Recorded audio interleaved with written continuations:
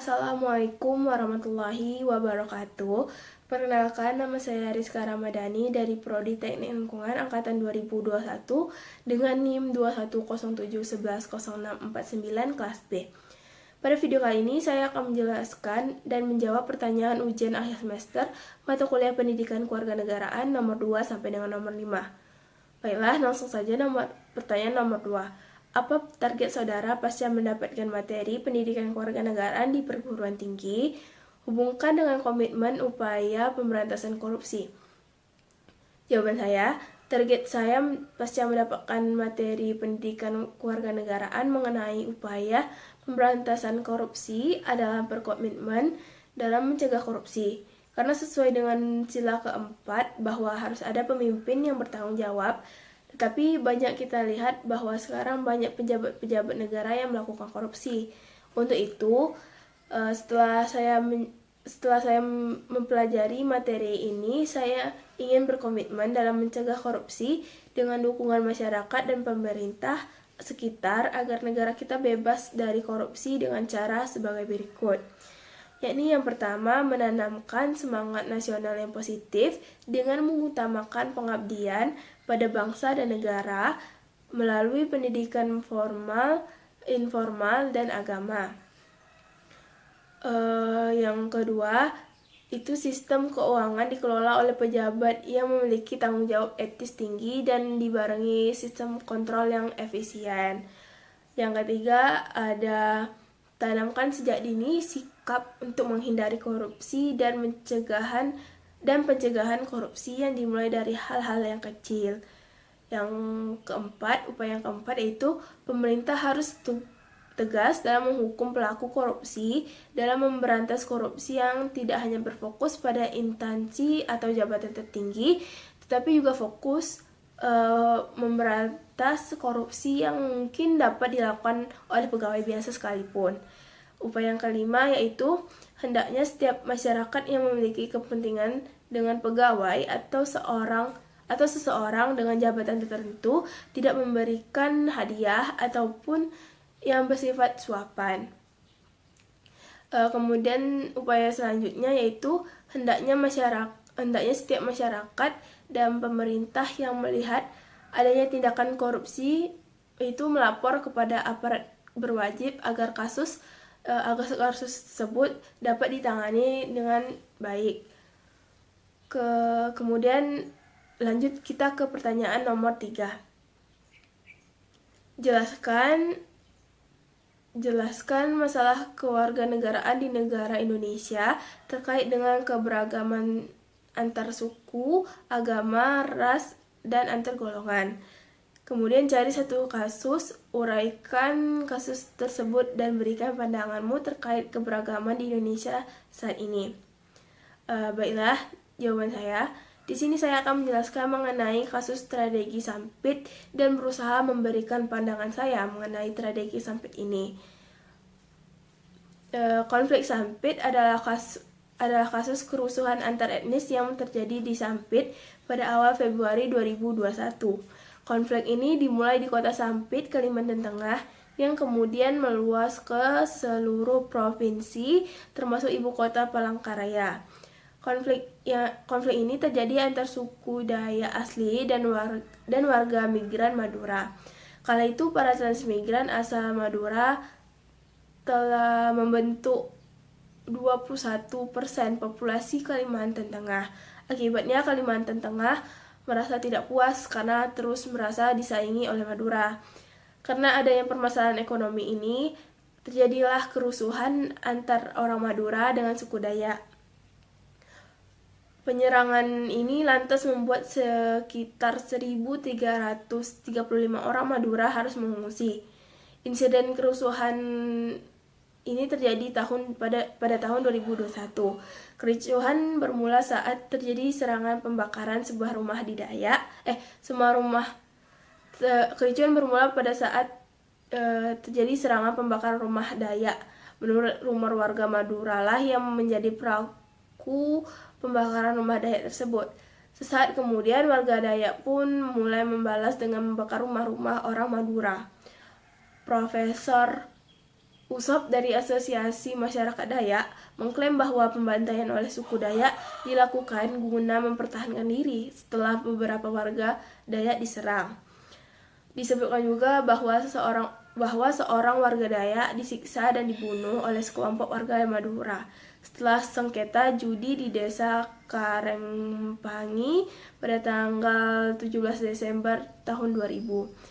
Situasi kericuhan antar suku Dayak dengan Madura diperparah dengan kebiasaan dan nilai-nilai berbeda yang dimiliki keduanya. Seperti adat orang Madura yang membawa parang atau celurit ke manapun, sehingga membuat warga Dayak berpikiran bahwa tamunya ini bersiap untuk berkelahi.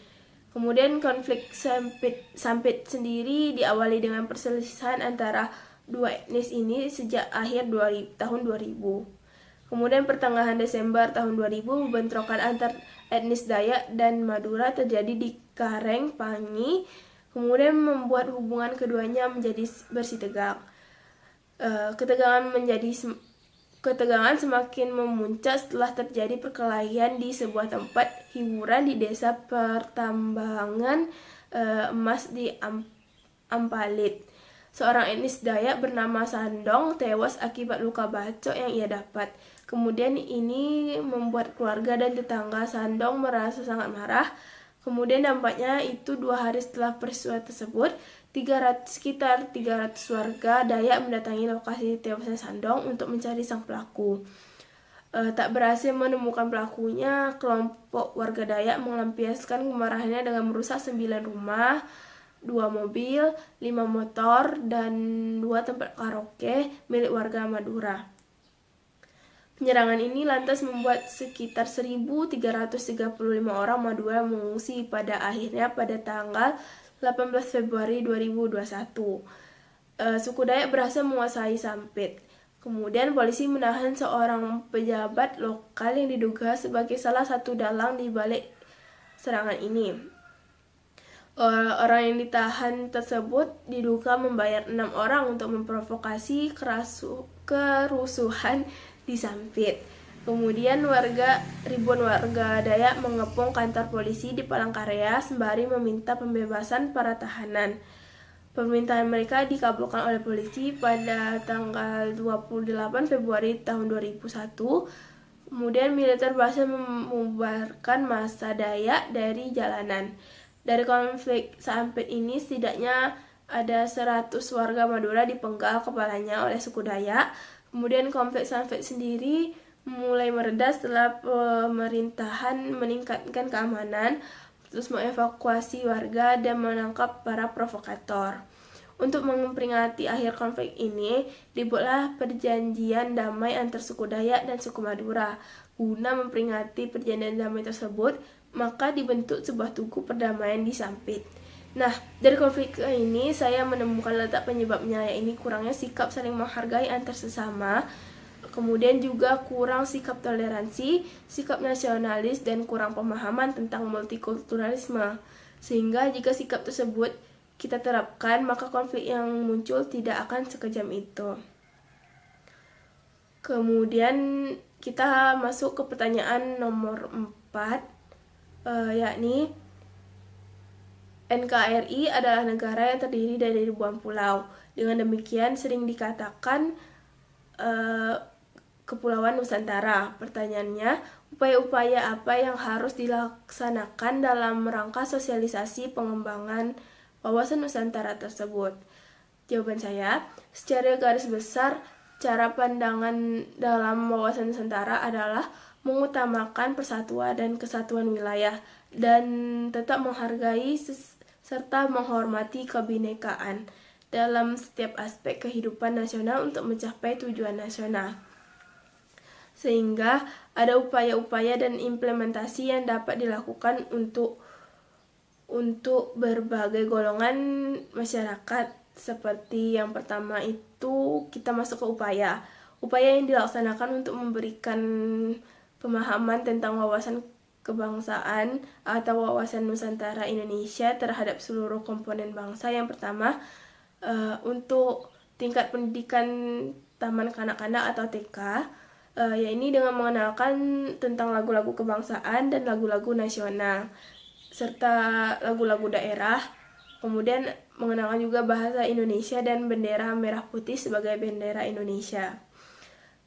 Untuk tingkat pendidikan sekolah dasar atau pendidikan SD, mempelajari tentang sejarah Indonesia, kemudian mengenal Pancasila sebagai dasar negara dan Undang-Undang 1945 sebagai dasar hukum bangsa Indonesia. Upaya untuk tingkat pendidikan sekolah menengah pertama atau SMP, ini dengan melanjutkan pendidikan dasar yang sudah diterima di SD dan upaya bangsa Indonesia untuk mempertahankan keutuhan NKRI dari segala macam bentuk rongrongan, pemberontakan, dan pengkhianatan yang dilakukan oleh sebagian pengkhianat bangsa maupun kemungkinan adanya ancaman yang datang dari luar. Upaya untuk tingkat pendidikan sekolah menengah atas atau SMA setingkat, yaitu melanjutkan pendidikan menengah pertama atau yang sudah diterima di tingkat SMP secara aplikatif agar lebih menghayati arti penting bela negara dan rasa cinta tanah air dalam rangka mempertahankan keutuhan dan rasa kesatuan bangsa Indonesia melalui cara pandang yang sama dalam wadah NKRI. Sehingga sebagai anak bangsa akan tertanam jiwa bela negara dalam kerangka pertahanan negara. Selanjutnya ada implementasi wawasan Nusantara. Implementasi wawasan Nusantara senantiasa berorientasi pada kepentingan rakyat dan wilayah tanah air secara utuh dan menyeluruh sebagai berikut. Di antaranya yang pertama, implementasi wawasan Nusantara dalam kehidupan politik akan menciptakan iklim penyelenggaraan negara yang sehat dan dinamis. Hal tersebut tampak dalam wujud pemerintahan yang kuat, aspiratif, dan terpercaya yang dibangun sebagai penjelmaan rakyat. Kemudian implementasi wawasan Nusantara dalam kehidupan ekonomi akan menciptakan tatanan ekonomi yang benar-benar menjamin pemenuhan dan peningkatan kesejahteraan dan kemakmuran rakyat secara adil dan merata. Kemudian implementasi selanjutnya, implementasi wawasan Nusantara dalam kehidupan sosial budaya akan menciptakan saling batiniah dan lahiriah yang mengakui, menerima, dan menghormati segala bentuk perbedaan atau kebinekaan sebagai kenyataan hidup, sekaligus sebagai karunia pencipta. Implementasi yang keempat yaitu implementasi wawasan Nusantara dalam kehidupan Hankam akan menumbuhkan kesadaran cinta tanah air dan cinta bangsa yang lebih lanjut, membentuk sikap bela negara pada setiap warga negara Indonesia. Terakhir, pertanyaan nomor 5, yakni sebutkan bentuk-bentuk hubungan antara negara dan warga negara, serta kemukakan pula hak dan kewajiban warga negara menurut Undang-Undang Dasar 1945. Jawaban saya, negara dan warga negara memiliki hubungan timbal balik dalam kehidupan berbangsa dan bernegara, di mana negara memiliki tanggung jawab terhadap warga negaranya, dan begitu juga sebaliknya. Negara harus dapat memenuhi hak warga negaranya. Sementara itu, warga negara juga harus menyelesaikan tugas sebagai warga negara yang baik, barulah dapat hak warga negara. Negara juga memiliki hubungan emosional yang kuat dengan warga negaranya. Tidak perlu ada pemaksaan atau aturan resmi yang mewajibkan warga negara membela warganya. Karena hubungan emosional yang kuatlah, warga negara tentunya tidak akan terima bila negaranya mengalami keadaan buruk. Kemudian hubungan emosional antara warga negara dan negara diantaranya ini, pertama, memperkenalkan budaya bangsa, kemudian taat aturan negara, dan yang ketiga itu berusaha mengharumkan nama negara. Untuk hak dan kewajiban warga negara Indonesia, hak kewajiban negara Indonesia tercantum dalam pasal 27 sampai dengan pasal 34 Undang-Undang Dasar 1945. Hak warga negara Indonesia diantaranya yang pertama, hak atas pekerjaan dan penghidupan yang layak, ya ini dalam pasal 27 ayat 2 yang berbunyi tiap warga negara berhak atas pekerjaan dan penghidupan yang layak bagi kemanusiaan. Kemudian ada hak untuk hidup dan mempertahankan kehidupan yang berbunyi setiap orang berhak untuk hidup serta berhak mempertahankan hidup dan kehidupannya yang tercantum dalam pasal 28A. Kemudian hak selanjutnya, hak untuk memajukan dirinya dalam memperjuangkan haknya secara kolektif untuk membangun masyarakat, bangsa dan negara yang tercantum pada pasal 28C ayat 2. Kemudian ada hak atas pengakuan jaminan perlindungan dan kepastian hukum yang adil serta perlakuan yang sama di depan hukum yang tercantum dalam pasal 28D ayat 1. Kemudian ada kewajiban warga negara yang Indonesia. Di antaranya yang pertama, wajib menaati hukum dan pemerintahan dalam pasal 27 ayat 1 Undang-Undang 1945 berbunyi segala warga negara bersamaan kedudukannya di dalam hukum dan pemerintahan dan wajib menjunjung hukum dan pemerintahan itu tidak ada kecualinya.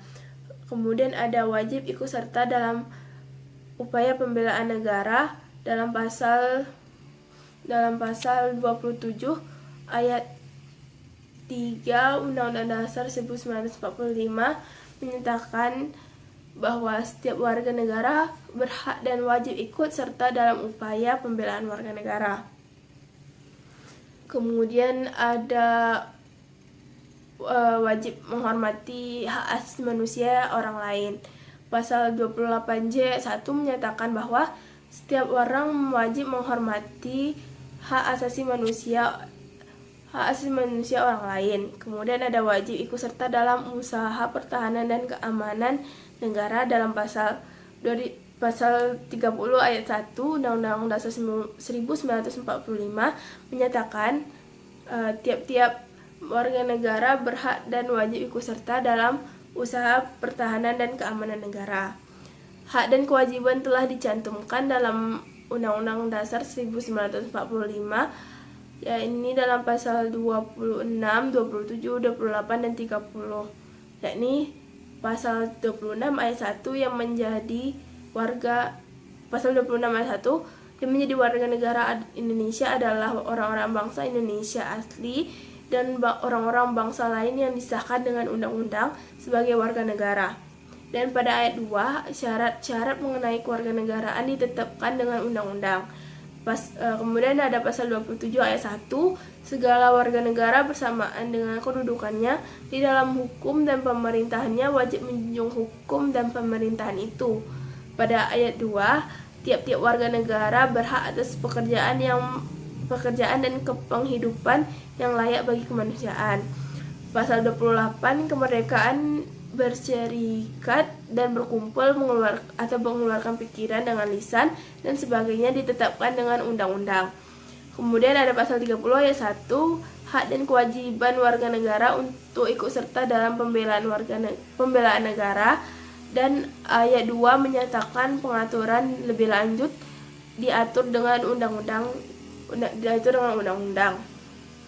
Sekian jawaban ujian akhir semester mata kuliah pendidikan kewarganegaraan. Apabila ada kesalahan saya mohon maaf. Saya akhiri, wabillahi taufiq wal hidayah. Wassalamualaikum warahmatullahi wabarakatuh. Assalamualaikum warahmatullahi wabarakatuh. Perkenalkan, nama saya Hariska Ramadhani, NIM 2107110649 dari program studi Teknik Lingkungan angkatan 2021 kelas B. Di sini Rizka akan menjelaskan tentang jawaban ujian akhir semester mata kuliah pendidikan kewarganegaraan yang soalnya jelaskan kontribusi atau sumbangan mata kuliah pendidikan kewarganegaraan dalam mengembangkan kepribadian mahasiswa program studi Teknik Lingkungan Universitas Riau. Menurut saya, mata kuliah pendidikan kewarganegaraan berkontribusi besar dalam upaya pengembangan kepribadian mahasiswa atau mahasiswi di perguruan tinggi di Universitas Riau. Karena di zaman era globalisasi ini, pendidikan kewarganegaraan mendidik kita untuk menjadi pribadi atau warga yang bersikap nasionalisme dan memupuk perilaku yang sesuai dengan nilai-nilai dan norma Pancasila. Sehingga kita bisa menguasai pemahaman tentang beragam masalah dasar kehidupan bermasyarakat. Di samping itu, pemahaman tersebut juga dapat menumbuhkan jiwa patriotisme di dalam diri para mahasiswa. Untuk soal nomor 2-5 akan dijelaskan melalui video yang diunggah di YouTube akun Rizka Ramadhani. Sekian, Assalamualaikum warahmatullahi wabarakatuh.